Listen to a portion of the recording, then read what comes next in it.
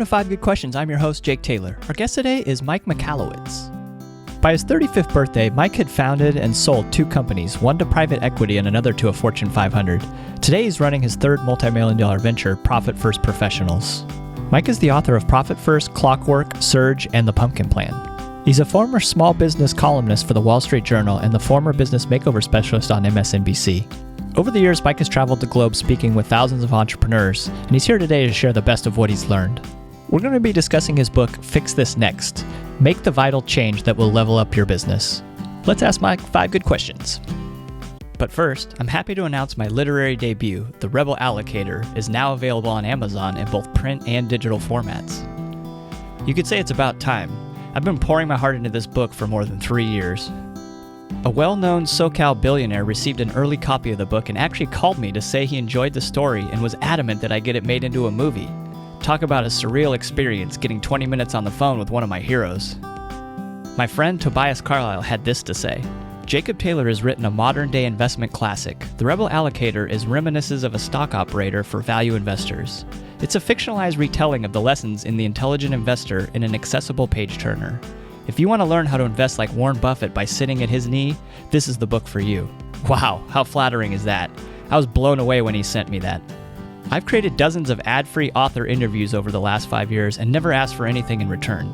If you've gotten any value out of these efforts, please do me a personal favor and pick up a copy of The Rebel Allocator. I promise you won't regret it. And now, on with the show. All right, welcome back to the show, everybody. My guest today is Mike Michalowicz, and he's the author of Fix This Next. And Mike, thanks for coming back on the show, actually. This is a repeat performance, and yes. I really appreciate it. It's good to see you again. Yeah, it's good to connect with you again, and I'm happy we were able to share our mutual adoration for Darren, our buddy. So, yeah, thanks for having me back. Yeah, Darren's a great guy.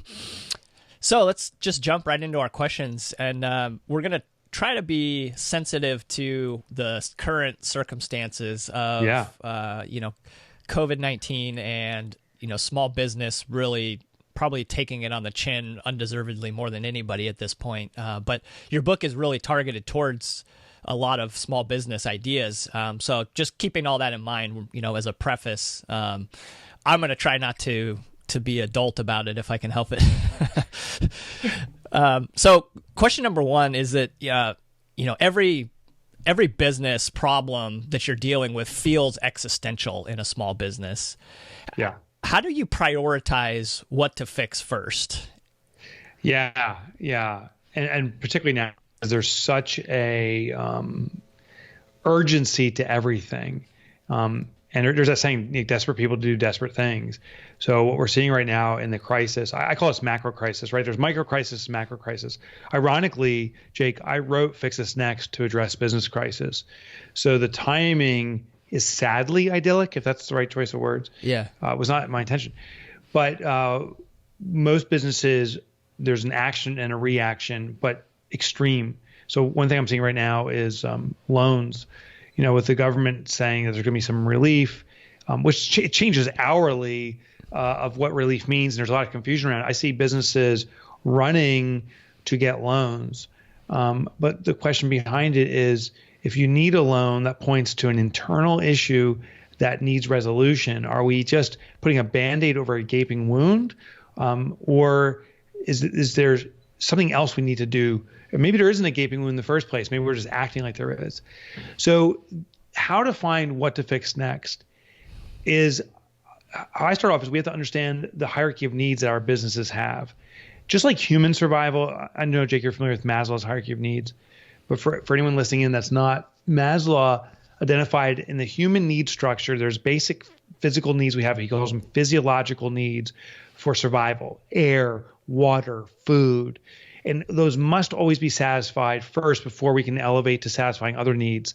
The next level above that he calls safety needs: shelter from the inclement weather or physical harm is a safety need. And it keeps going up ultimately to self-actualization. And the example is I live in the New Jersey area. We can have some brutally cold winters. This past winter was mild, but sometimes it's freezing. If I'm outside wearing a t-shirt like I am now, if I'm outside and sub-zero temperatures come tearing through, I will biologically and immediately seek shelter. That's what I need.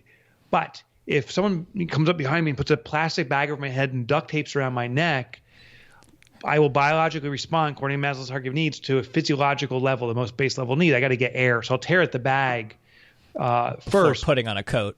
Exactly. Yeah. It's not like, hey, let me get warm up here.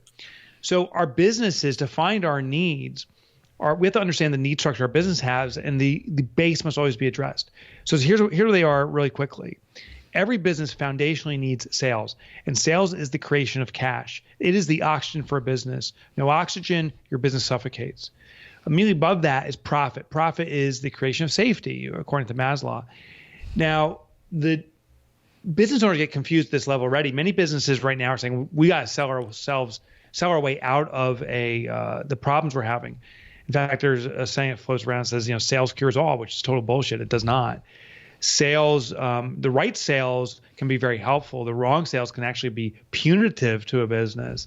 You cut prices by 50% just to sell, and your volume increases, but now you have a cost burden you can't handle. That'll put your business under. So we have to look, is the business actually suffocating, or is business in need of shelter from this dangerous storm that's coming through? And the fundamental difference between Maslow's hierarchy and the business hierarchy is we are biologically and neurologically wired into Maslow's hierarchy. If I am suffocating, I will notice. If I'm freezing to death, I will notice. But if my business is suffocating, I can't, because I'm not neurologically wired into it. I'll have an assumption, I guess, but we need to look at the empirical data. So what I'm imploring in businesses right now is, I understand you have an instinct there's major problems going on, and there are. The question is, we have to pinpoint the cause, and the only way to do that is to look at the empirical data.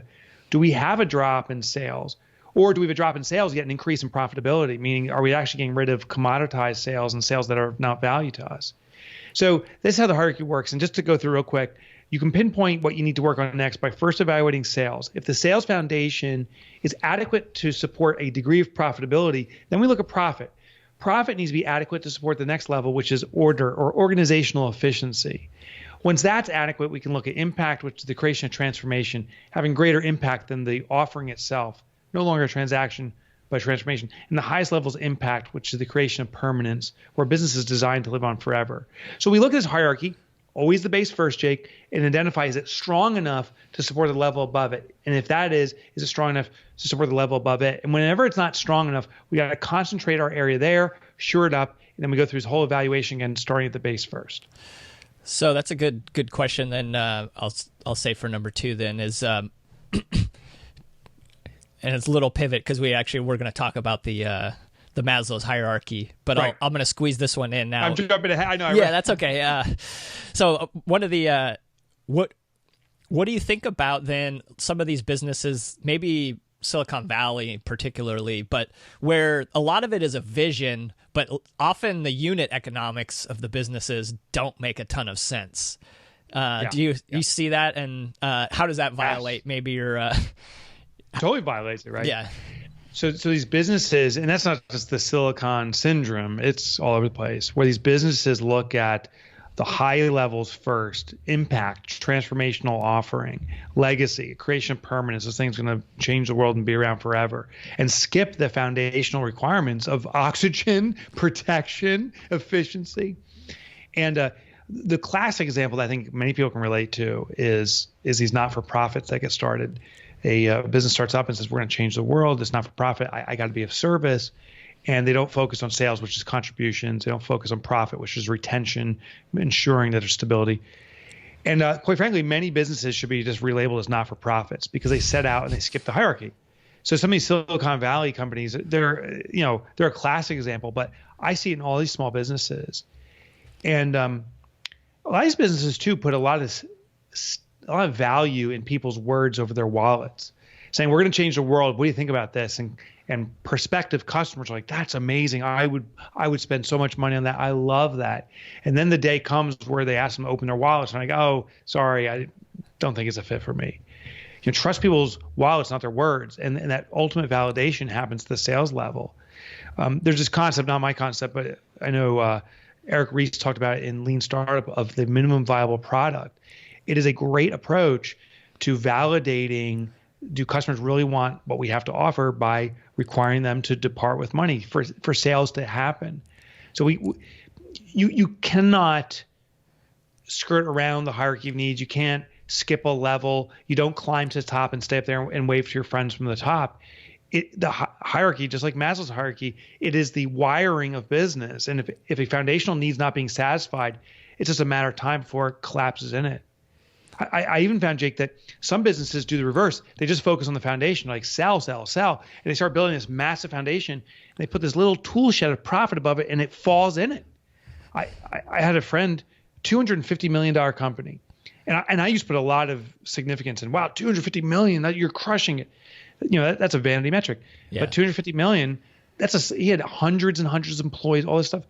They had one bad month right before COVID, one bad month by just making a significant but important wrong decision. And it put them under. They went bankrupt. There was no, and simply what that means to me, not being critical, it means to me they had a tool shed of profit above sales. So it has to work in relation, just like building any other structure. Yeah, makes a lot of sense. Question number 3, what can the Winchester Mystery House teach us about being an entrepreneur? And I'm going to tee that up with a kind of a funny story personally. 2 years ago, we went there and we took a whole tour and did all this stuff. And there's apparently at night they do a tour in the basement. And you have to be 10 years or older to do it. And my 8-year-old at the time, we couldn't do it because he wasn't old enough. And he's a little bit of a card. He says, well, why don't you just tell him that I'm Tim, but that I have problems? like some kind of, like implying that he couldn't grow. He didn't look like a 10-year-old. Anyway, there's, to tee it up there, you can take it from there. What did we learn about first, like, what was it? And then what can we learn? A fascinating story. I'd heard of it, I guess, in passing, but never really concentrated on it. But same thing. Maybe 2 or 3 years ago, I was writing the book. I heard of this building, and I was like, I got to see this thing. So the backstory is Sarah Winchester was the heir to the Winchester fortune. Her husband owned the Winchester Repeating Arms Company, guns. And they had accumulated a tremendous amount of wealth. He passed away.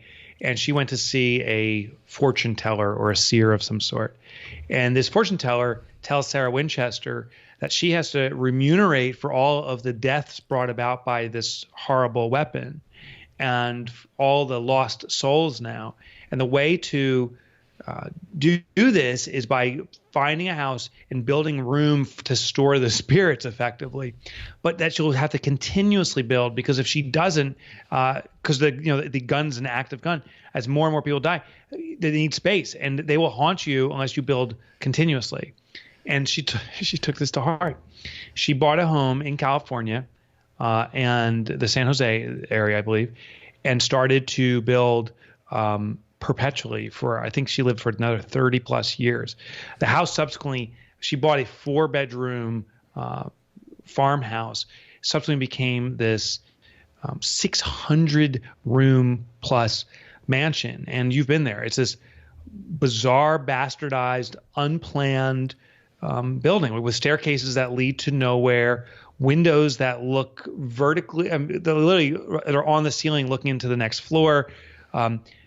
Bizarre design elements. I think like 6 kitchens. They showed us the smallest cupboard ever, and you open it and it opens into a wall. There was no long-term vision or planning. It was just, what did she want to get done today? I think that's how many businesses are run. It's a very reactionary thing. We're building this Winchester mansion, and to us, it's this glorious structure that satisfies so many elements of our business. But then when it comes to the actual value of the business, it's nothing. When Sarah Winchester passed away, the house went to auction and it couldn't be auctioned off. No one wanted this beautiful but atrocity. It was an atrocity. And so ultimately it went off sold for pennies for the dollars for the oddity seekers, who then made it into a museum. And that speaks to the challenge businesses have, is without knowing what we need to work on next, without having a plan of step by step, we just build arbitrary adjuncts to our business of very little value or diminishing value that it can actually compromise the business. So I thought it was just a great illustration of how business owners typically grow their businesses or maintain their businesses. Yeah, I love it. I think it's a very apt analogy. I remember when I went there, I thought about, I didn't quite get to this because other things came up, but I wanted to write in one of my quarterly letters about how it's such an interesting kind of microcosm of growth, not necessarily providing any value to anybody. Like just building, Right. adding rooms onto this house over and over again. It created jobs. It would have been considered GDP, accretive. And yet it was such a waste, generally speaking, until someone, and then it actually is also an interesting parallel to this sort of jobs to be done framework where you're talking about like, well, what is this thing doing for somebody? And it went from being a spirit catcher for one woman to now like a novelty item that someone can come and visit. And yet it was the same thing. Like it's such a subjective value that we have for all of these assets, really. It's just an interesting microcosm of weird things playing out. Yeah, it's absolutely bizarre. The funny thing is, though, Sarah Winchester was also an entrepreneur. She started another business to keep funding this. So though tons of money from the money that was willed to her, but she also in the field she had, I think she had a fig. I don't even remember the business, but they were producing some kind of plant or fruit or something like that, in part to sustain the ongoing production. Just bizarre. And now that land is like, hugely valuable. Yeah, exactly. That's the big win. Yeah, it's right downtown. All right, so question number 4, what's the biggest mistake that you see that holds back good entrepreneurs from becoming great? Yeah, so I have a little graphic. It's so funny. I call it the survival trap. I think the big thing that holds people from becoming great is deliberate progress toward a vision. I think it's arbitrary. I think it's reactionary. So I don't know if it comes across on the screen here, but I made this little graphic here. I call it the survival trap. And if you can see it, it's probably better you don't even see it. You can do it on a piece of paper. You can draw it. But if you grab a piece of paper and draw in the center of a piece of paper the letter A and put it in a circle, that represents our moment, our current moment. And for many businesses, it's crisis. Maybe it's an opportunity. But it's where our business sits today. The way forward is the way out. So if you draw a line up or down or left or right or an angle, any direction we take out of A gets us out of that crisis or moving toward whatever other things are out there, right? So we move away from our current situation. So many business owners, the good entrepreneurs are like, okay, we have a problem with sales. I got to sell more. I need to hire a rainmaker, or maybe we need to discount sales. And so they consider all these different options. The great entrepreneurs know what the most important vital need is of the business. We kind of talked about in that structure. Mm-hmm. Like, say the vital need is profitability. So now when the sales consideration comes up, it's not just we want to sell more. It's how do we sell that actually generates more profit? Once you know point B, now you can draw up point B on that piece of paper, maybe in the bottom left. You'll notice if you did this little example, this illustration, when you drew A and drew arrows out of it, maybe none of them are going in the direction of point B, maybe a few, but it's unlikely any. And that points to how most entrepreneurs behave, is that B, the vital need of our business, is an afterthought. But if we draw that first, now every arrow we draw would move in that direction. That's the difference between good and great. The good ones are reacting to the needs today. The great ones are defining what the ultimate benefits the business needs, the true vital need, and then reacting to the imminent needs in the direction, the correlation with the ultimate vital need they have. So they have sort of a kind of a map of where they want to end up, and maybe there are a few different paths to get there, but they're mindful of that final destination, the direction. And on the ground, you don't know exactly where every rock is, but you're trying to avoid tripping over them. But you know that you're heading west for sure. Right. I was studying sailors and this concept called tacking.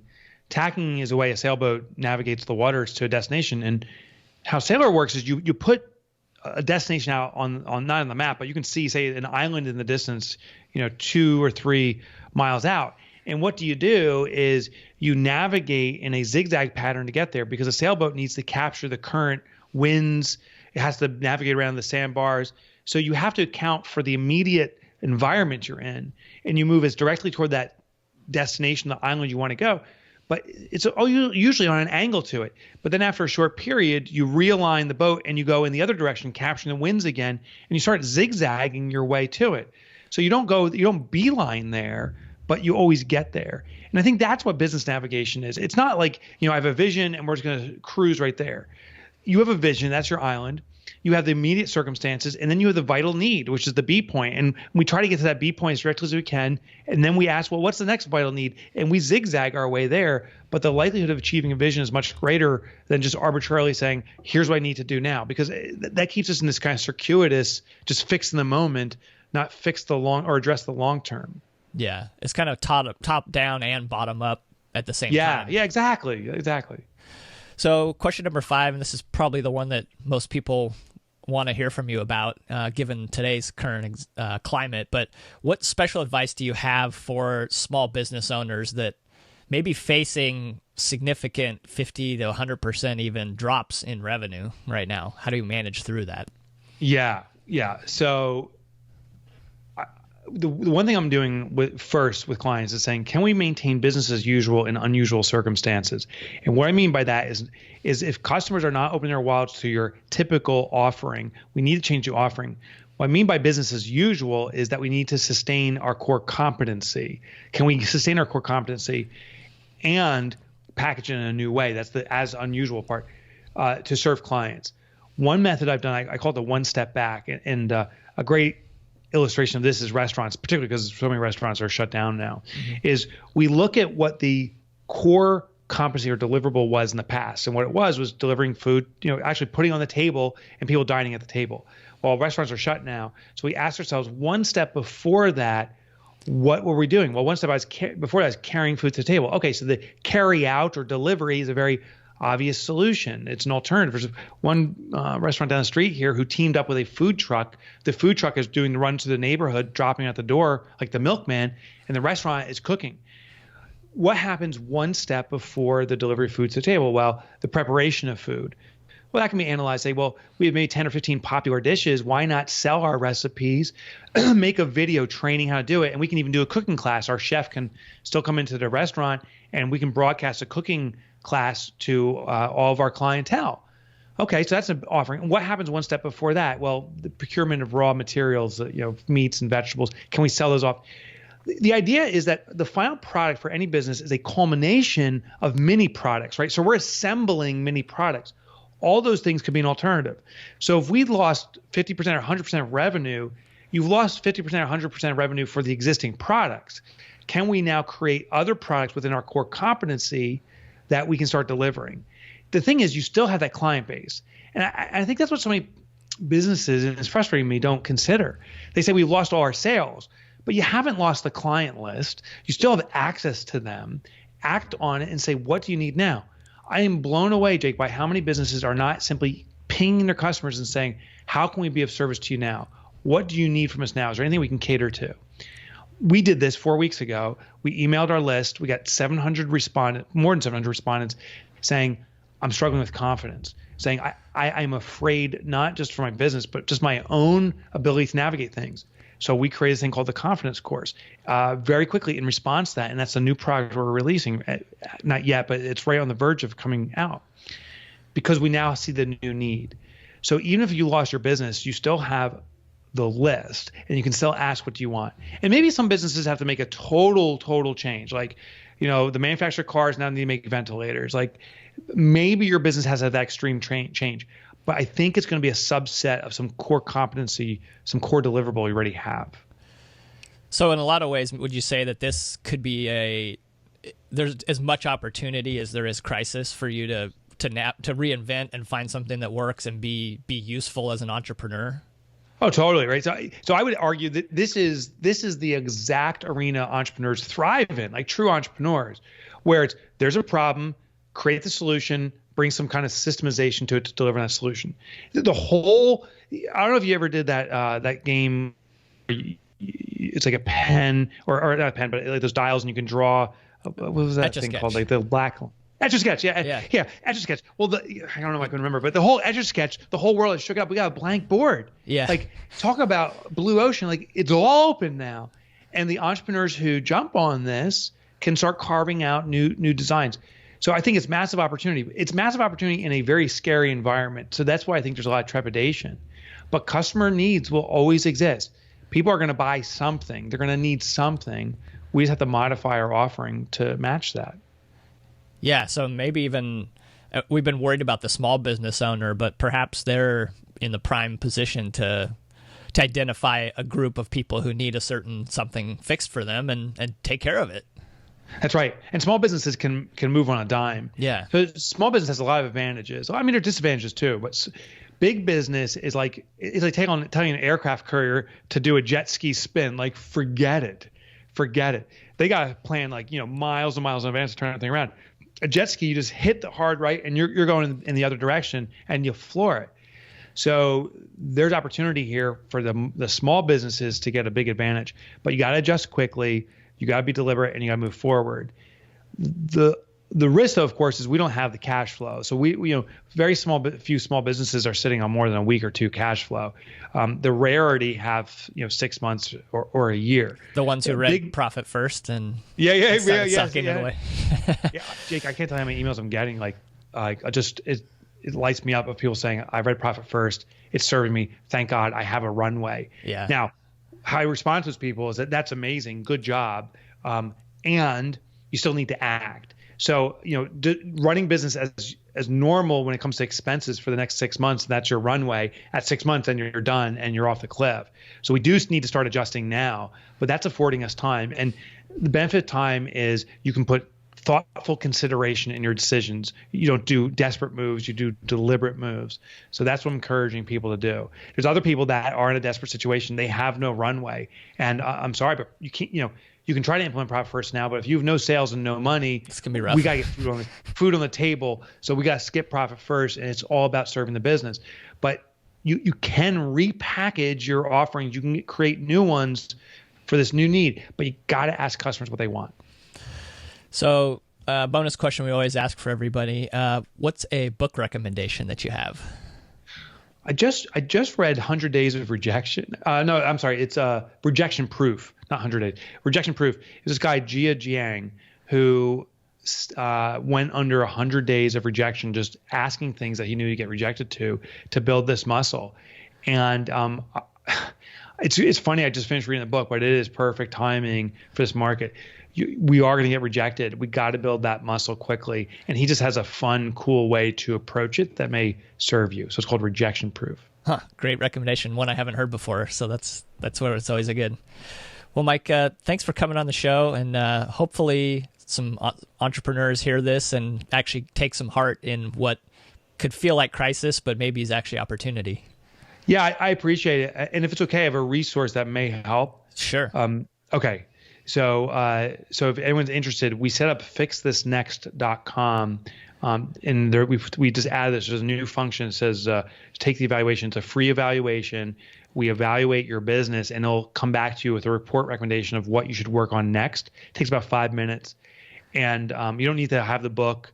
You don't need to download anything. You just go through the test, and maybe a good compass to find what you need to work on. So that's great. And Mike, I really appreciate all the work that you've done. When we first came across, I was in a mastermind group with a group of my business school buddies who we'd all started businesses, and we read Toilet Paper Entrepreneur. Yeah, oh, wow, it's way back. Yeah, way back, and it's been fun to watch you take a different slice of business and tear it apart, and then put it back together in an entertaining way that helps a lot of people. So I think you're doing the Lord's work of capitalism. Thank you for saying that, brother. That means a lot. And God bless. Before you go, do me the huge honor of picking up your copy of The Rebel Allocator, available on Amazon in both print and digital formats. It's a business person's guide to effective capital allocation, told in a coming-of-age story of a college grad who crosses paths with a wealthy Midwesterner. It's fiction for the nonfiction reader. Thanks for watching. I hope you enjoyed this interview. If you'd like to support this author and purchase their book, click here. If you'd like to become a subscriber to 5GQ, click here. And I included a couple other interviews that you might appreciate right here. Thanks, happy reading.